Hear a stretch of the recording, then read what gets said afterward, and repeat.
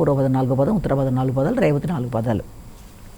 ఈ మీన రాశి వాళ్ళ విషయంలో ముఖ్యంగా మనం తీసుకుంటే వీళ్ళకి మీన రాశి వాళ్ళకి ఆరోగ్య విషయంలో తగిన విధంగా, ఆలోచనల విషయంలో తగిన సందర్భంలో జాగ్రత్తలు తీసుకుంటూ ముందుకు వెళ్ళాలి. మానసిక అలజడి అనేది కొంత ఎక్కువగా ఉండడం బట్టి అనుకున్న పనుల మీద కాన్సన్ట్రేషన్ అనేది కొంతవరకు తగ్గే అవకాశం ఉన్న రీత్యా తగిన విధంగా జాగ్రత్తలు తీసుకుంటూ ముందుకు వెళ్ళాలి. అలాగే కొత్త విషయాలు నేర్చుకోవడం, కొత్తగా వాటిని మీరు ఇది చేయడానికి ప్రయత్నాలు చేయడం, అలాగే మీ యొక్క కుటుంబ వాతావరణాన్ని ఇది చేయడానికి ప్రయత్నం చేయడం అంటే ఏంటంటే సౌఖ్యాలు అంటే కుటుంబ వాతావరణంలో కంఫర్ట్స్ని పెంచడానికి ప్రయత్నాలు చేయడం లాంటిది.